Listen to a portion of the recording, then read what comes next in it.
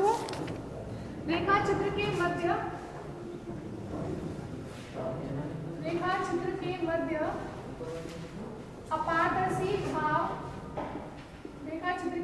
अपारदर्शी भाग B का प्रभाव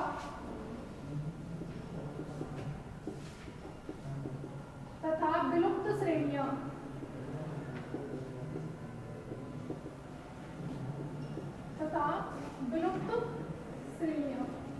हेडिंग लिखो ये रेखा चित्र के मध्य अपारदर्शी भाग B का प्रभाव तथा विलुप्त श्रेणियां।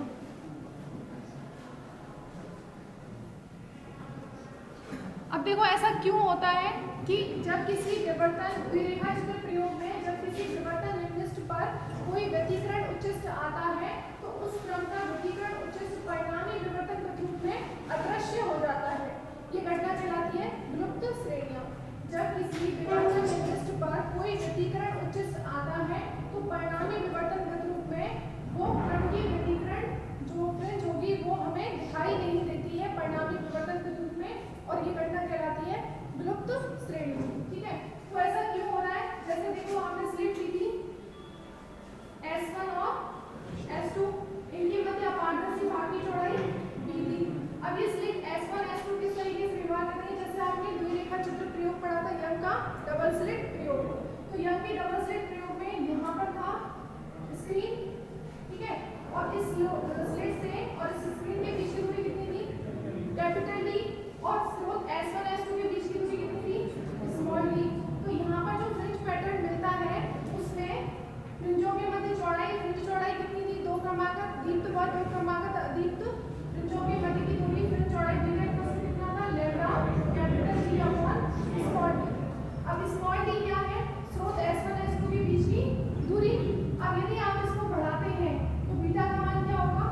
कम होगा, ठीक है, और बीटा का मान कम होगा इसका मतलब फ्रिंज चौड़ाई कम हो रही है। फ्रिंज चौड़ाई कम होगी तो व्यतिकरण में ये फ्रिंजें कम होंगी, पास आ जाएंगी, समझ रहे ना? अब यहाँ पर पहले क्या लिया आपने? D लिया था यंग के डबल स्लिट में स्रोत S1 S2 के बीच की दूरी, और यहाँ पर इसको क्या लिया है? स्मॉल d लिया है। तो B का यह मान यदि आप बढ़ाएंगे, B की वैल्यू बढ़ाते हैं तो क्या होगा? फ्रिंज अंतराल क्या होगा? कम होगा, और फ्रिंज अंतराल कम होगा तो ये फ्रिंजेस क्या होंगी? पास आ जाएंगी। तो यहाँ पर जैसे मान लीजिए तीसरे क्रम का ये सेंटर वाला है, तो पहला उच्चिष्ट यहाँ पर है, दूसरा और ये तीसरा। इसके निर्दिष्ट पर ये कौन से क्रम का आ रहा है? तीसरे क्रम का व्यतिकरण उच्चिष्ट आ रहा है। अब यदि आपने इसको बढ़ा दिया, इतना कर दिया बीच का पार्ट, जब इसको बढ़ाएंगे तो फ्रिंज अंतराल क्या होगा? कम हो जाएगा। तो फ्रिंज अंतराल कम होगा तो यहाँ पर कौन से नंबर की आएगी? कोई चौथे या पांचवें नंबर की फ्रिंज आएगी इस पॉइंट पर, और वो हमें व्यतिकरण परिणामी विवर्तन में अस्पष्ट दिखाई देगी। ठीक है, तो पूरी तरीके से क्या हो गया कि इसका मध्य अपारदर्शी भाग B का प्रभाव भी तो हो रहा है कि हमें विलुप्त श्रेणियां दिखाई दे रही हैं। अपारदर्शी भाग B का ही की वजह से तो हमें विलुप्त श्रेणियां दिखाई देंगी। तो जैसे जैसे इस B का मान बढ़ाते जाएंगे इनकी मध्य दूरी क्या होगी? कम होती जाएगी, फ्रिंज चौड़ाई कम होती जाएगी, और जिस विवर्तन निर्दिष्ट पर जो व्यतिकरण उच्चिष्ट आएगा परिणामी विवर्तन के रूप में वो क्या हो जाएगा?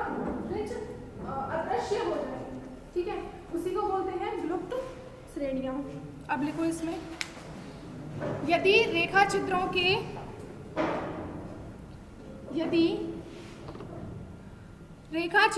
चौड़ाई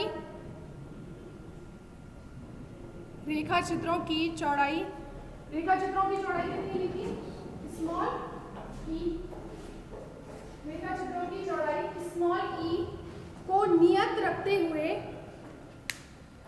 रेखा चित्रों की चौड़ाई स्मॉल e को नियत रखते हुए इनके मध्य अपारदर्शी भाग की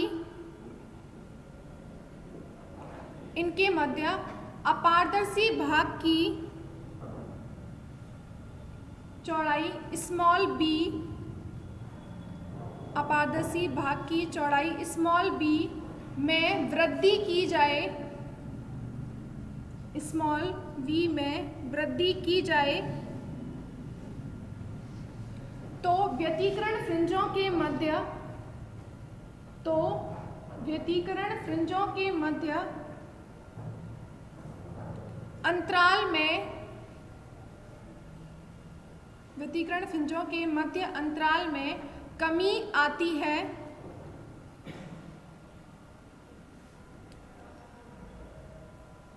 स्मॉल बी के कुछ विशिष्ट मानों के लिए, स्मॉल बी के कुछ विशिष्ट मानों के लिए व्यतिकरण उच्चिष्ट, स्मॉल बी के कुछ विशिष्ट मानों के लिए व्यतिकरण उच्चिष्ट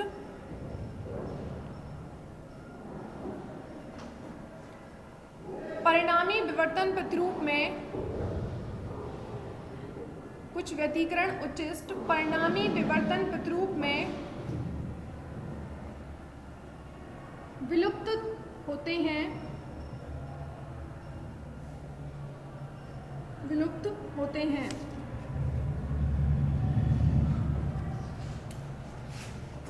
देखो समान विवर्तन कोण थीटा के लिए, समान विवर्तन कोण थीटा के लिए, अब देखो यहाँ पर विवर्तन निम्निष्ठ पर क्या आ रहा है, एक व्यतिकरण उच्चिष्ट आ रहा है, ठीक है। तो विवर्तन निम्निष्ठ की कंडीशन क्या थी, ई साइन थीटा इक्वल्स टू, व्यतिकरण विवर्तन निम्निष्ठ की कंडीशन क्या बताई थी, ई साइन थीटा इक्वल्स टू कितना था, एल लैम्डा विवर्तन निम्निष्ठ। और इसी पर क्या आ रहा है, ये विवर्तन निम्निष्ठ पर व्यतिकरण उच्चिष्ट आ रहा है। तो व्यतिकरण उच्चिष्ट की कंडीशन क्या थी, E plus B sine theta equals to plus minus M lambda, ये कंडीशन है व्यतिकरण उच्चिष्ट की।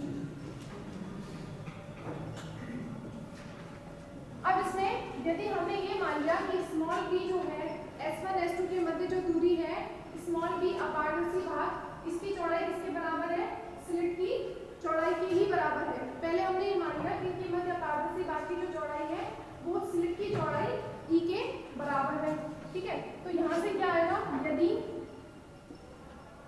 e इक्वल्स टू कितना है b, स्लिट की जो अपारदर्शी भाग की चौड़ाई है वो स्लिट की चौड़ाई के बराबर है। तो समीकरण नंबर 1 व 2 से आप कैसे लिख सकते हैं, e upon e plus v, इसका इसमें भाग दो तो LHS में देखेंगे तो e sine theta upon e plus v sine theta, sine theta से साइन थीटा कैंसिल हो जाएगा, e upon e plus v equals to कितना आएगा, यहाँ पर n अपॉन m आ जाएगा, लैम्डा से लैम्डा कैंसिल। अब यदि आपने कंडीशन क्या ली है कि अपारदर्शी भाग की चौड़ाई स्लिट की चौड़ाई के बराबर है, तो E इक्वल्स टू बी रखते हैं तो यहाँ पर कितना आ जाएगा, E इक्वल्स टू बी रखा तो यहाँ पर कितना हो जाएगा, नीचे 2E हो जाएगा, B की जगह पर भी E रख देते हैं तो E प्लस E कितना हो जाएगा, 2E हो जाएगा। E इक्वल्स टू कितना आ रहा है, n अपॉन m। अब E से E कैंसिल हो गया तो यहाँ से n इक्वल्स टू कितना आ रहा है, m इक्वल्स टू कितना आ जाएगा, 2n मल्टीप्लाई किया है, m इक्वल्स टू कितना आ जाएगा, 2n। इसका मतलब क्या हो रहा है कि n equals to 1 2 3, n equals to n कौन सा क्रम लिया है हमने, विवर्तन निम्निष्ठों का क्रम है।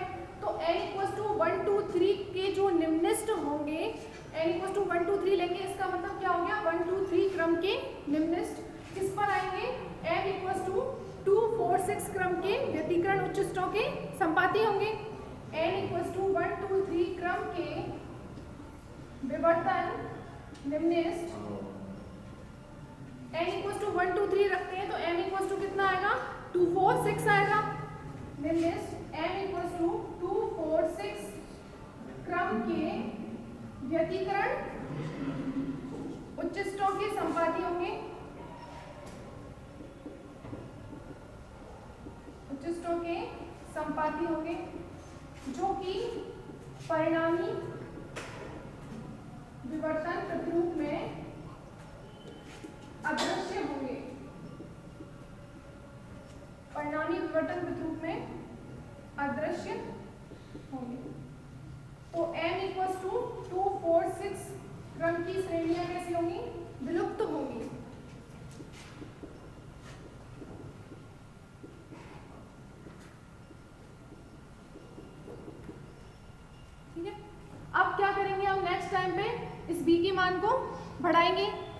जैसे आप b का मान बढ़ाते हैं, b का मान बढ़ाएंगे तो फ्रिंज अंतराल क्या हो जाएगा, b का मान बढ़ा रहे हैं तो फ्रिंज अंतराल क्या होगा, कम होगा। फ्रिंज अंतराल कम होगा तो ये श्रेणी क्या है, पास पास आएगी। अब यहाँ पर जैसे 2 नंबर की आ रही है पहली व्यतिकरण उच्चिष्ट, अब क्या हो जाएगा n इक्वल टू 3 6 नंबर की आएगी, अंदर ज्यादा आ जाएगी ना क्योंकि इसको बढ़ाया तो ये फ्रिंजेस क्या हो गई, पास पास हो गई। तो इस पर क्या है, पहले 2 नंबर का आ रहा था, अब कौन सी आएगी, तीसरे नंबर की। तो तीसरे नंबर की फ्रिंज जो है परिणामी विवर्तन प्रतिरूप में अदृश्य दिखाई देगी। इतना लिख लो पहले।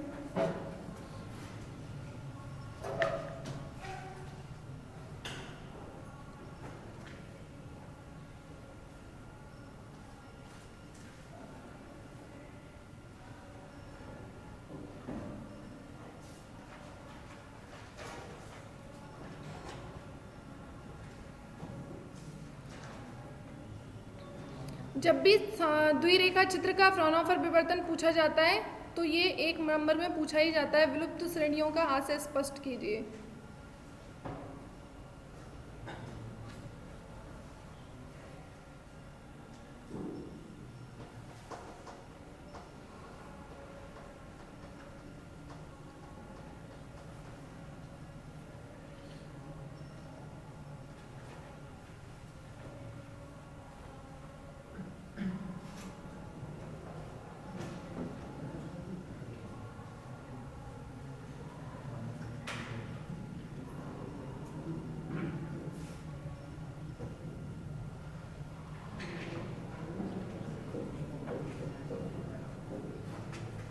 लिख लिया।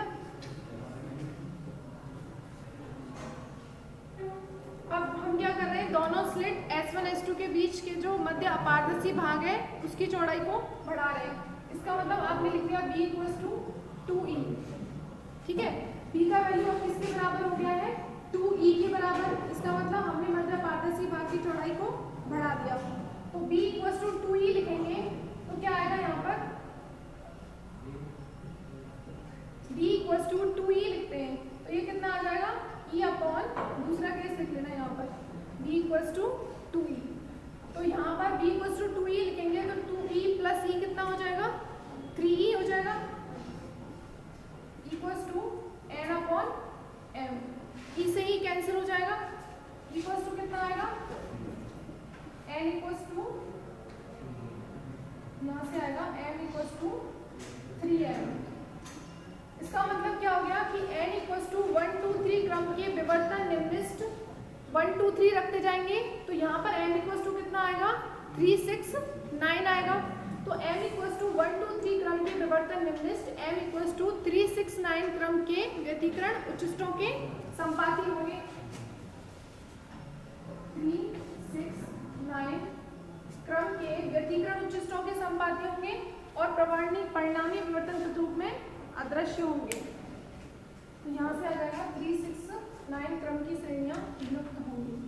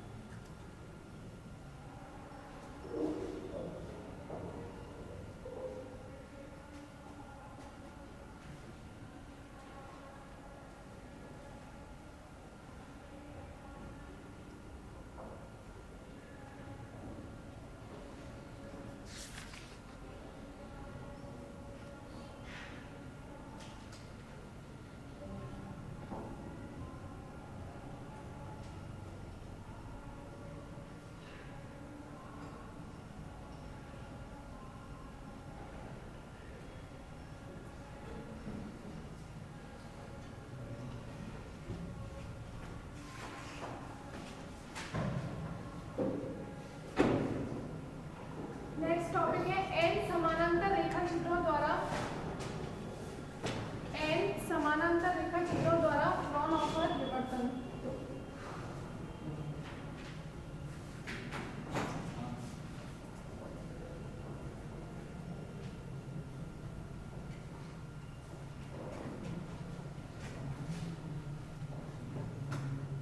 फ्राउनहोफर विवर्तन में लास्ट है, पहले आपने पढ़ा था एकल स्लिट से फ्राउनहोफर विवर्तन, फिर डबल स्लिट से फ्राउनहोफर विवर्तन। अब नेक्स्ट इसको ही जनरलाइज करना है एन समांतर स्लिटों से फ्राउनहोफर विवर्तन।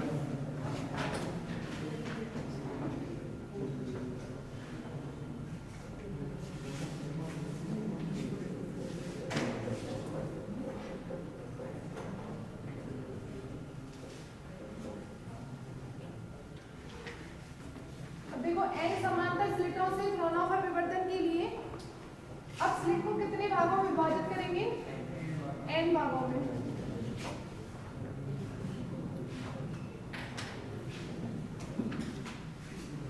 ठीक है, एन भागों में स्लिट को विभाजित कर दिया। तो यहाँ से ये जो भाग है स्लिट की मध्य की चौड़ाई कितनी ली है? ई। सभी स्लिटों के मध्य की जो चौड़ाई है वो कितनी है? स्लिटों की चौड़ाई ई है, और इनके मध्य अपारदर्शी भाग जो है उसकी चौड़ाई स्मॉल डी है। अब क्या करते हैं, स्लिटों के स्रोत S1, S2, S3 and Sn, जो भी स्लिट है उनके मध्य भाग को एक स्रोत से प्रतिस्थापित कर सकते हैं, S1, S2, S3 and so on Sn। तो सभी स्लिटों की चौड़ाई स्मॉल ई है, उनके मध्य अपारदर्शी भाग की चौड़ाई स्मॉल डी है। ठीक है, तो अब इन पर क्या आपको होगा? समतल तरंगाग्र। इस तरीके से इस पर एक समतल तरंगाग्र आपतित हो रहा है। समतल तरंगाग्र कैसे मिलेगा? कि कोई भी एक वर्णी स्रोत लेंगे, उस पर एक उत्तल लेंस रखेंगे, जिससे हमें समतल तरंगाग्र प्राप्त हो जाएगा। ये कोई समतल तरंगाग्र है, लैम्डा तरंगदैर्ध्य का समतल तरंगाग्र एन स्लिटों पर आपतित होता है। स्लिटों पर आपतित होगा तो स्लिट का प्रत्येक बिंदु हाइगेन के तरंग संचरण सिद्धांत के अनुसार द्वितीय प्रकाश स्रोत का कार्य करेगा, जिनसे तरंगिकाएं अग्र दिशा में उत्सर्जित होंगी। अब हम सिर्फ उनकी बात कर रहे हैं जो थीटा एंगल पर विवर्तित होंगी। ठीक है, तो कुछ तरंगें तो सीधे जाएंगी और यहाँ पर उत्तल लेंस लगा देंगे तो सेंटर पर मिलेगा मैक्सिमम। अब इनसे थीटा एंगल पर जो विवर्तित हुई है, सबसे थीटा एंगल पर, इस तरीके से थीटा एंगल पर विवर्तित तरंगिकाएं सभी कैसी होंगी? समानांतर होंगी।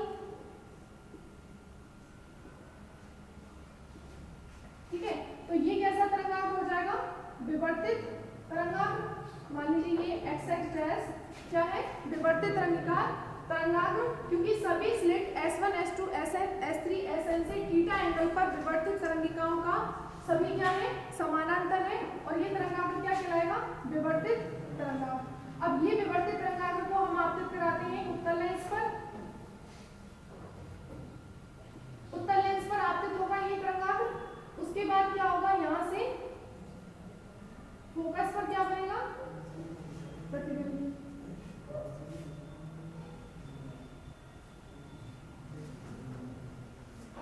ये स्क्रीन। तो थीटा एंगल पर एन स्रोतों से थीटा एंगल पर विवर्तित तरंगिकाएं उत्तल लेंस L द्वारा कहां पहुंच रही है? फोकसित हो रही है पॉइंट P पर। ठीक है, तो पॉइंट P पर परिणामी विवर्तन प्रतिरूप किसके द्वारा होगा? सभी एकल स्लिट से थीटा एंगल पर विवर्तित तरंगिकाओं के द्वारा परिणामी विवर्तन प्रतिरूप। उसके साथ साथ क्या होगा?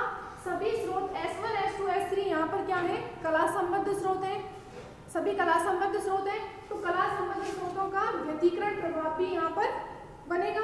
सभी एन स्रोतों के द्वारा परिणामी व्यतिकरण प्रभाव भी बनेगा, और एक एक स्लिट के कारण परिणामी विवर्तन प्रभाव भी बनेगा। तो हमने जब एक स्लिट ली थी, तो एक स्लिट से थीटा एंगल पर विवर्तित तरंगिकाओं द्वारा परिणामी कितना था? P पॉइंट पर एक स्लिट के कारण r थीटा इक्वल टू कितना था? r0 sin alpha upon alpha. जब आपने एकल स्लिट से फ्राउनहोफर विवर्तन पढ़ा था, तो एक स्लिट से थीटा एंगल पर विवर्तित तरंगिकाओं के द्वारा पर्दे पर परिणामी आयाम कितना था? r theta equal to r0 sin alpha upon alpha. यहाँ पर अल्फा किसके इक्वल था? Pi by lambda E sin theta के इक्वल था। ठीक है, अब उसके बाद ये तो बनेगा ही, क्योंकि सबसे थीटा एंगल पर विवर्तित तरंगिकाएं पहुंच रही हैं पॉइंट P पर। तो ये सभी इक्वल स्लिट से तो होगा ही, साथ साथ में क्या होगा, देखो यहाँ से S1 S2 दोनों क्या है, कला संबंध स्रोत, ठीक है। तो द्विस्लिट फ्राउनहोफर विवर्तन में आपने S1 S2 के मध्य पथांतर और कलांतर निकाले थे। स्रोत S1 व S2 के मध्य पथांतर और कलांतर कितना आया था, इन दोनों के बीच दूरी कितनी थी, E प्लस बी। तो पथांतर आया था E plus B sine theta और कलांतर था 2 pi by lambda E plus B sine theta. तो यहाँ पर देखो जैसे अभी पथांतर निकाला जाए तो हम कैसे निकालेंगे, इस तरीके से निकालेंगे। तो S1 और S2 के बीच कितना पथांतर है, ये है S1 से उत्सर्जित तरंग, ये है S2 से उत्सर्जित, ये है। तो दोनों के बीच पथांतर कितना है, ये वाला पार्ट। और पथांतर क्या हो रहा है, S1 से Sn तक लगातार बढ़ रहा है ना, S1 से Sn तक लगातार क्या हो रहा है, पथांतर बढ़ रहा है। यहाँ पर पथांतर इतना था, उसके बाद पथांतर इतना है और यहाँ पर पथांतर, तो लगातार क्या हो रहा है, बढ़ रहा है। S1 व S2 के मध्य पथांतर, कला संबंध स्रोत S1 व S2 के मध्य पथांतर आपने निकाला हुआ है, वो कितना आता है, E plus B sine theta, तथा कलांतर डेल्टा इक्वल्स टू कितना आया था, 2 pi by lambda E plus B sine theta. Delta equals to कितना आया था, 2 pi by lambda E plus B sine theta. और डेल्टा को किसके इक्वल माना था हमने, 2 बीटा के इक्वल। देख लेना आप पीछे अपनी कॉपी में, 2 बीटा के इक्वल यही था, बीटा इक्वल्स टू था pi by lambda E plus B sine theta. अब देखो इन दोनों के बीच में कलांतर कितना है, 2 बीटा, और कलांतर का मान भी Sn तक क्या होगा, बढ़ता जाएगा, ठीक है।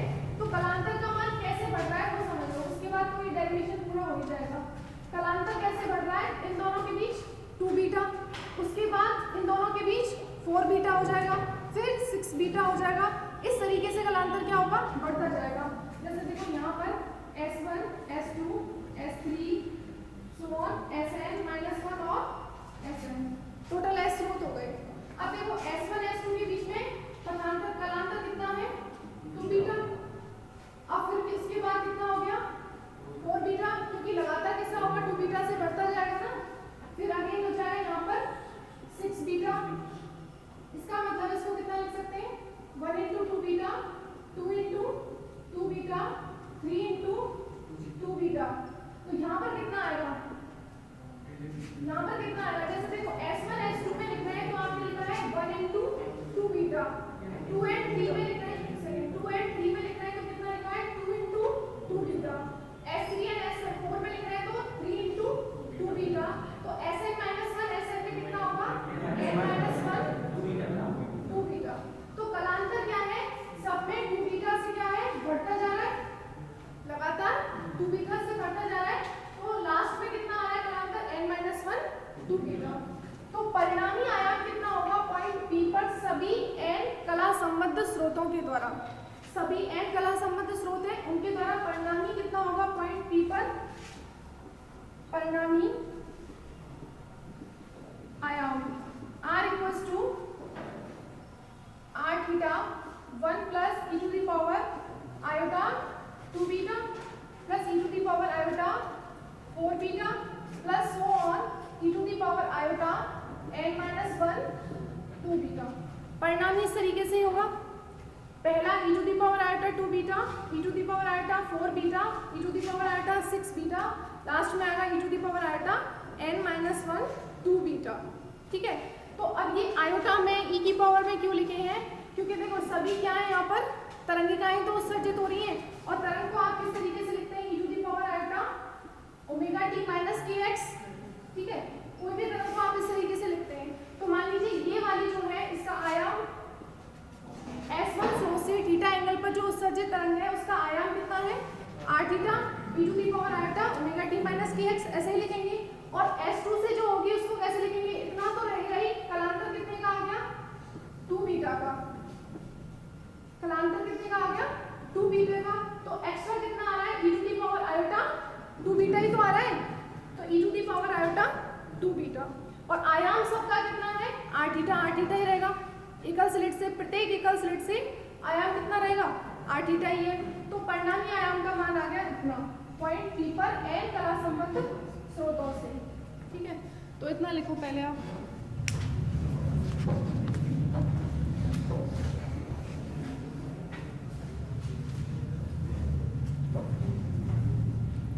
जब लैम्डा तरंगदैर्ध्य का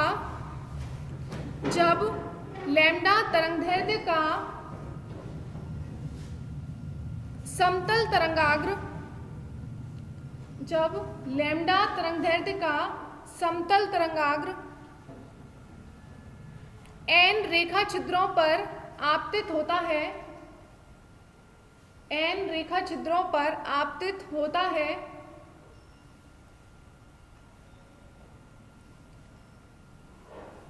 तो प्रत्येक रेखा छिद्र का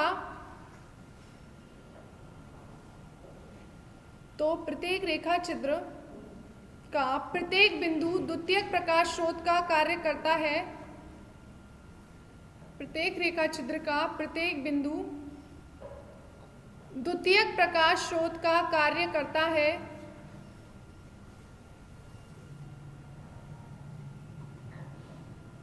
जिनसे तरंगिकाएं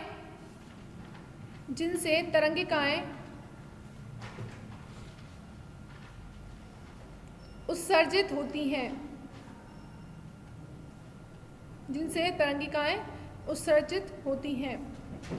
माना प्रत्येक रेखा छिद्र की चौड़ाई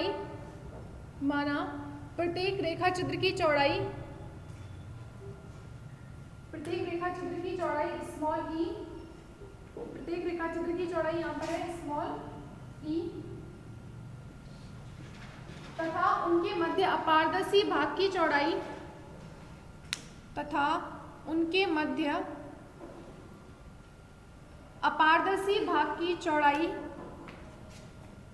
अपारदर्शी भाग की चौड़ाई है स्मॉल बी। अपारदर्शी भाग की चौड़ाई स्मॉल बी है। हम जानते हैं प्रत्येक रेखा छिद्र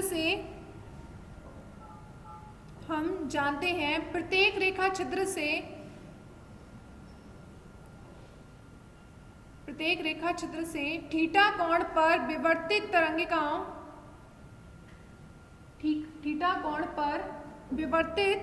तरंगिकाओं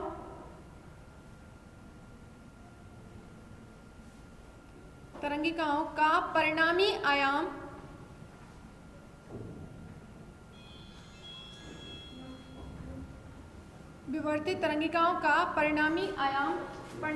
प्रत्येक रेखा छिद्र से कितना होता है? r theta equals to r not sine alpha upon alpha. प्रत्येक एकाग्र रेखा छिद्र से विवर्तित तरंगिकाओं का परिणामी आयाम r theta equals to r not sine alpha upon alpha. समीकरण 1।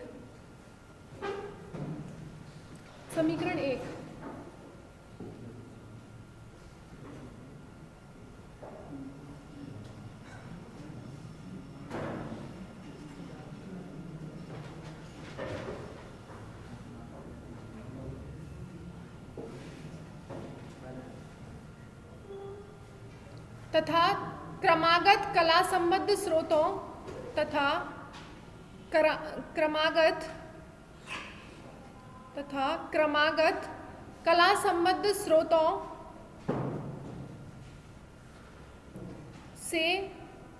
कला संबद्ध स्रोतों से थीटा कोण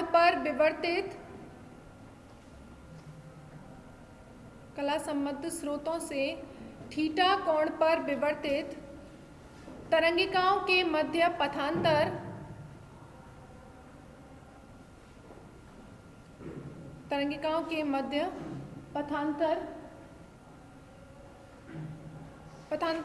E plus B sine theta होता है। E plus B sine theta तथा कलांतर लिख लो, ये delta equals to 2 beta 2 pi by lambda E plus B sine theta.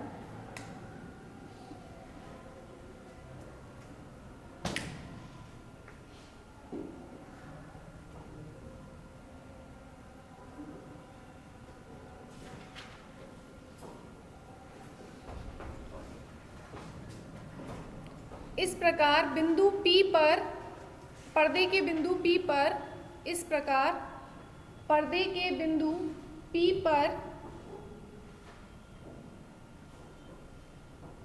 परिणामी आयाम पर्दे के बिंदु P पर परिणामी आयाम n कला संबद्ध स्रोतों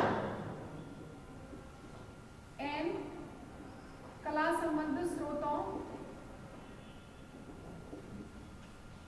S1 S2 Sn परिणामी आयाम n कला संबद्ध स्रोतों S1 S2 S3 Sn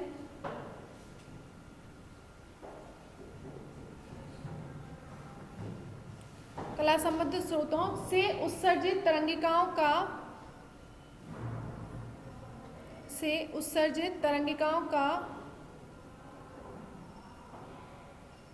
परिणामी होता है, तरंगिकाओं का परिणामी होता है, जिनके मध्य कलांतर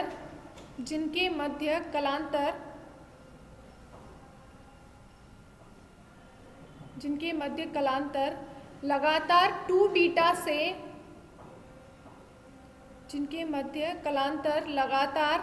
बीटा से बढ़ता जाता है, लगातार 2 बीटा से बढ़ता जाता है। अतः परिणामी आयाम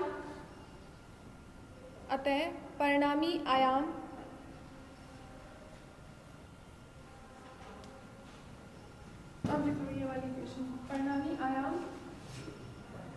समीकरण नंबर 3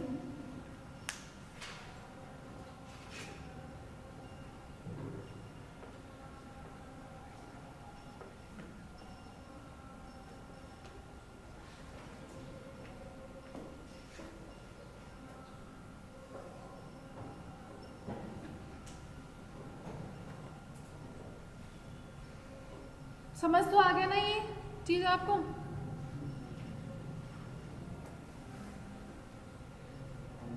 एक बार और बताऊं। देखो यहाँ पर बिंदु P पर परिणामी आयाम किसकी वजह से है? इन n कला संबद्ध स्रोतों के व्यतिकरण के कारण है परिणामी आयाम। अब इन n कला संबद्ध स्रोतों में S1 से लेकर Sn तक लगातार क्या हो रहा है? कलांतर और पथांतर का मान बढ़ रहा है और S1 S2 के बीच में कलांतर कितना होता है? पथांतर तो होता है E+P sin थीटा, द्विरेखा चित्र प्रयोग में आपने वो किया हुआ है। और कलांतर कितना होता है? 2 बीटा होता है, 2π/λ E+P sin थीटा। तो इन दोनों के बीच में 2 बीटा, फिर लगातार कैसा होगा? 2 बीटा से बढ़ता हुआ जाएगा। दो क्रमागत तरंगिकाओं के मध्य, दो क्रमागत स्रोतों के मध्य जो है कलांतर 2 बीटा से लगातार बढ़ता जाएगा। जैसे S1 S2 के बीच में है 2 बीटा, S2 S3 के बीच में कितना हो जाएगा? 4 बीटा 6 बीटा और लास्ट में कितना आ जाएगा? n-1 2 beta. ये चीज आपको समझ में आ गई? 2 बीटा को 1 × 2 बीटा लिख सकते हैं, 4 को 2 × 2 बीटा, 6 को 3 × 2 बीटा। तो लगातार कैसे बढ़ता है? 2 बीटा से बढ़ता जा रहा है। तो S1 S2 के लिए आप लिखा है 1, S2 S3 के लिए 2, S3 S4 के लिए 3, तो Sn-1 Sn भी कितना हो जाएगा? n-1 2 beta. तो प्रत्येक तरंग का आयाम कितना है? r थीटा और कलांतर कैसा हो रहा है? r थीटा तो सब में ही आएगा, आयाम है सबका। और कलांतर कैसे बढ़ रहा है? 2 बीटा से लगातार बढ़ता जा रहा है। ठीक है, तो ये आ गया परिणामी आयाम। अब ये परिणामी आयाम यहाँ पर देखो ये कैसी सीरीज बन रही है? गुणोत्तर श्रेणी बन रही है ना। तो गुणोत्तर श्रेणी का सम कैसे लिखते हैं आप? a1 r⁴n/1 - r इसी तरीके से लिखते हैं। तो इसको आप कैसे लिखेंगे? यहाँ पर a कितना हो गया? इसमें पहला पद होता है 1 हो जाएगा, 1 का तो लिखने का कोई मतलब नहीं है। r कितना है? r कैसे निकालते हैं? दूसरे वाले में इसका भाग देकर। तो कितना आएगा? e⁴ इसमें इसका भाग देंगे तो भी कितना आएगा? e⁴ तो जिसको बोलते हैं सार अनुपात। ठीक है, तो सार अनुपात r का मान कितना आ रहा है यहाँ पर? e⁴ तो यहाँ पर लिखेंगे आप 1 - r कितना होगा? e⁴ और उसकी पावर कितना है? Capital N। तो तो ये आ जाएगा e to the power iota 2 beta n हो जाएगा। अपॉन में कितना है 1 माइनस r, तो 1 माइनस r कितना हो जाएगा 1 minus e to the power 2 iota beta. ठीक है, इतना समझ आ गया। अब इसमें देखो यहाँ पर r थीटा, यहाँ पर देखो आप कॉमन ले सकते हैं क्या इसमें से e to the power iota beta n, दिखाई दे रहा है ना सबको, e to the power iota beta n common लेते हैं यहाँ पर, तो यहाँ कितना बचेगा e to the power minus iota beta n। ये तो इन दोनों का मल्टीप्लाई करेंगे तो फिर से क्या हो जाएगा 1 हो जाएगा ना, प्लस का एक माइनस का। अब देखो यहाँ पर एक e to the power iota beta n common ले लिया, एक और अभी बचा है, तो ये लिख देंगे आप e to the power iota beta n। ठीक है, समझ आया, e to the power iota beta n common ले लिया, तो यहाँ पर क्या हो जाएगा e to the power minus iota beta n, एक कॉमन ले लिया, एक अभी बचेगा 2 है ना यहाँ पर, तो एक अभी बचा हुआ है। अब देखो नीचे इसी तरीके से e to the power iota beta common ले लिया, तो e to the power iota beta common लेंगे तो यहाँ पर 2 टाइम्स है, तो एक अभी बचेगा, और ये कितना हो जाएगा e to the power minus iota beta. अब देखो इसका अंदर मल्टीप्लाई करोगे तो ये टर्म आ रही है, यहाँ पर इसका मल्टीप्लाई करेंगे तो कितना होगा e to the power iota x, e to the power minus iota x कितना हो जाता है 1 ही तो हो जाएगा, ये आ जाएगा। इसमें मल्टीप्लाई करेंगे तो e to the power 2 iota beta है। नीचे देखो इसमें मल्टीप्लाई करेंगे तो 1 आ जाएगा, और इससे मल्टीप्लाई करेंगे तो e to the power 2 iota beta. ठीक है, समझ आ गया ना यहाँ तक। अब इसके बाद देखो इसको कैसे लिख सकते हैं,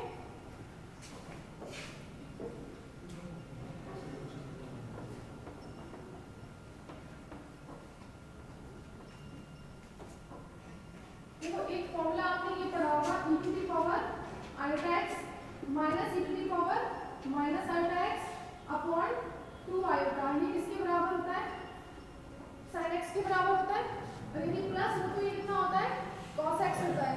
ठीक है, तो यदि मैं इसको यहाँ पर माइनस लिखूं और यहाँ पर प्लस, सही है ना फॉर्मूला, तो मैंने पढ़ाई नहीं है तुमने ये फॉर्मूला, क्यों नहीं पढ़ा तुमने, ये वाला भी पढ़ा होगा e to the power iota x plus e to the power minus iota x upon 2 cos x के बराबर होता है, जब प्लस आता है तो cos x होता है, माइनस होता है तो sin x होता है, नहीं पढ़ा, कोई बात नहीं, तो ये फॉर्मूला होता है। ठीक है, अब इसमें यदि मैं ऐसा लिखूं e टू दी पावर, इसको माइनस का लिखें और इसको प्लस का लिखें, यहाँ पर इसको मैंने माइनस लिखा और इसको प्लस लिखा, अपॉन में 2 आयोटा, तो ये कितना हो जाएगा माइनस sin x होगा ना, ये फॉर्मूला होता है, अब याद कर लो इसको। अब इसमें यदि माइनस कॉमन लिखते हैं, इसको माइनस लिखे, इसको प्लस है, दोनों साइड मैंने माइनस का मल्टीप्लाई कर दिया। ठीक है, तो देखो यहाँ पर अब x कितना है, यहाँ पर x कितना है e to the power minus iota x minus e to the power iota x, तो x कितना है यहाँ पर बीटा n है ना, x कितना है बीटा n है, तो इसको मैं कितना लिख सकती हूँ बताओ 2 आयोटा साइन बीटा n लिख सकते हैं ना। ठीक है, तो देखो पहले आप लिखना मतलब ये समझ लो पूरा, बाद में लिखेंगे 8 beta e to the power, इसको भी सॉल्व कर लो, यहाँ पर देखो इस टर्म को और सॉल्व कर लो, इसको ऊपर ले जाते हैं आप, तो कितना होगा e to the power iota beta तो कॉमन आ जाएगा और n माइनस 1 हो जाएगा, e to the power iota beta n minus 1, इस टर्म को ऊपर ले गए। अब उसके बाद देखो e to the power minus iota x minus e to the power iota x, तो ये किसके इक्वल हो जाएगा 2 आयोटा sin x के इक्वल, तो इसको मैं ऐसा लिखती हूँ माइनस 2 आयोटा sin x कितना है वहां पर बीटा n, यही आएगा। अब नीचे वाले में देखो e to the power minus iota x minus e to the power iota x, तो कितना हो जाएगा 2 आयोटा sin x, वही होगा, तो नीचे कितना आएगा माइनस का 2 आयोटा x कितना है यहाँ पर x कितना है ठीक है, तो यहाँ पर ये टर्म क्या हो गया कैंसिल हो गई, तो r इक्वल्स टू कितना आ रहा है r theta e to the power iota beta n minus 1 sin beta n upon sin beta. किसी को कोई दिक्कत है? नहीं है? और एक बार जरूर से घर पे जाके पढ़ा करो, सिर्फ यहाँ पढ़ने से काम नहीं चलेगा। अब देखो r इक्वल्स टू, इसका मॉड लेना है आपको, ठीक है? तो मॉड लेते हैं e टू दी पावर, यहाँ पे करते हैं e to the power iota x का मॉड कितना होता है? ऑलवेज 1 होता है, ये भी नहीं पता? e टू दी, क्या मैथ करते हो फिर तुम? e to the power iota x को कैसे लिखेंगे आप? cos x plus iota sin x। e to the power iota x को कितना लिखेंगे? cos x plus iota sin x लिखते हैं ना, ये तो पढ़ा है। अब इसका मॉड, ठीक है? अब ये मॉड में कैसी क्वांटिटी बन रही है? कॉम्प्लेक्स, कॉम्प्लेक्स मतलब तो ये बन जाएगी a plus iota b, a plus iota b form में है। इसका मॉड कैसे लिखते हैं? a square plus b square का, तो जैसे आप इसको लिखते हैं a square plus b square का, तो यहाँ पर a और b कितना है? cos और sin, तो cos square x plus sin square x कितना होता है? 1, ठीक है? तो इस तरीके से e to the power iota x का मॉड क्या होता है? ऑलवेज 1 होता है, क्योंकि इसको लिखते हैं cos x plus iota sin x, और a प्लस आयोटा b का मॉड क्या होता है? a square plus b square, और a कितना है? cos स्क्वायर x, b कितना है? sin square x equal to 1। तो e to the power iota में x में चाहे कुछ भी हो, हमेशा मॉड कितना आएगा? 1 आएगा। तो यहाँ से ये वाली टर्म जो है e to the power iota x ही तो है, और x का वैल्यू कितना है? बीटा n-1, तो इसका मॉड कितना होगा हमेशा? इसका मॉड कितना आ जाएगा? 1, क्योंकि e to the power iota x का मॉड ऑलवेज कितना होता है? 1। तो यहाँ से r इक्वल टू कितना आ गया रिजल्ट में? r थीटा, इसकी वैल्यू कितनी हो गई? 1 sin n beta upon sin beta, ये आ गया रिजल्टेंट। अब इसमें भी r थीटा समीकरण 1 में लिखा था आपने, r थीटा कितना था? r0 sin alpha upon alpha, तो r इक्वल टू आ जाएगा r0 sin alpha upon alpha sin n beta upon sin beta. ये है रिजल्टेंट एम्पलीट्यूड पॉइंट p पर by the n source of light. ये हो गया लास्ट समीकरण, कितनी आ गई? 3, 4। अब एम्पलीट्यूड आ गया, आयाम आ गया, तो तीव्रता निकाल सकते हैं एम्पलीट्यूड का स्क्वायर।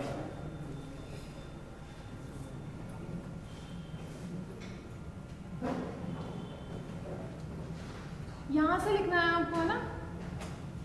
इतना लिखते जाना, फिर यहां से वो चीज मैंने सिर्फ समझाने के लिए बताई है, आपको यहाँ नहीं लिखनी है।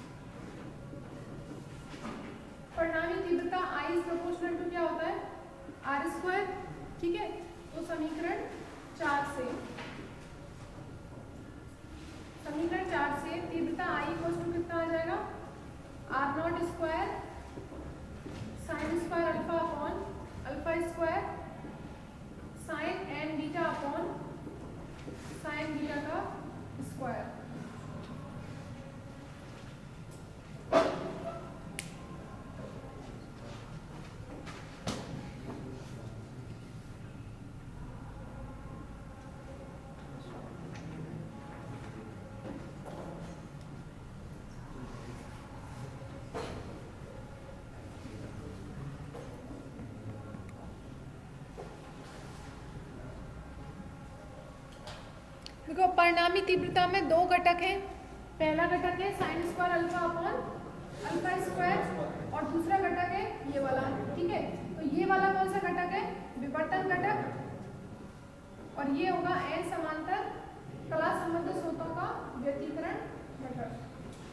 तो इस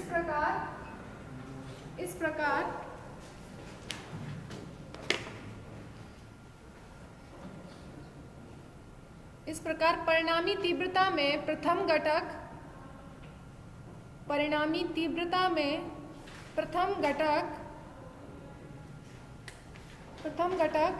sine square alpha upon alpha square एकल रेखा छिद्र से, प्रथम घटक sine square alpha upon alpha square एकल रेखा छिद्र से विवर्तन के कारण,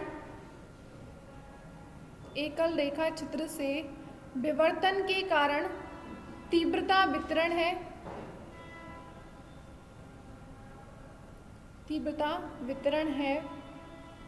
तथा दूसरा घटक sine square N beta upon sine square beta, तथा दूसरा घटक sine square N beta upon sine square beta. N capital N कला संबद्ध स्रोतों, कैपिटल एन कला संबद्ध स्रोतों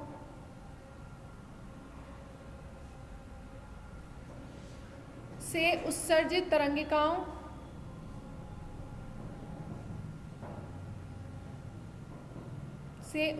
तरंगिकाओं में व्यतिकरण के कारण, एन कला संबद्ध स्रोतों से उत्सर्जित तरंगिकाओं में व्यतिकरण के कारण तीव्रता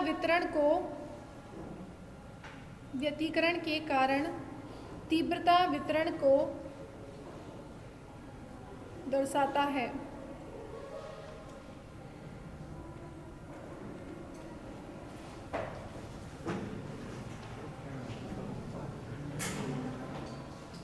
अब इस पर फिर निकालेंगे जैसे आपने डबल स्लिट में पढ़ा था।